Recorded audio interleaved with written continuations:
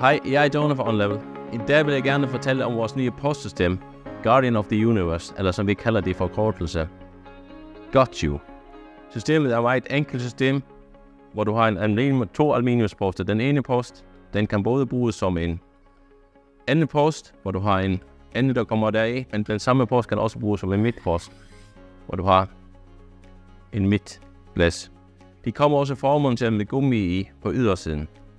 Den anden post, vi har, det er en hjørnepost, hvor den er lavet sådan til et hjørne. Der er muligheder med topmonteret og sidemonteret.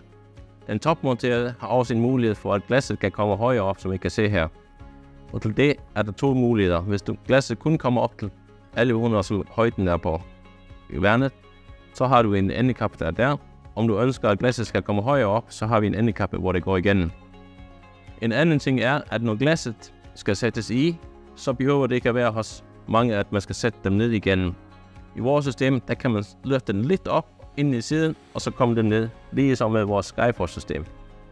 Det fungerer meget godt. Systemet fås som eluxeret, natureluxeret, eller i valgfri ralfarver, og om man ønsker selv at male, så kan den også fås som en rå udgave. Tak, det var alt for i dag.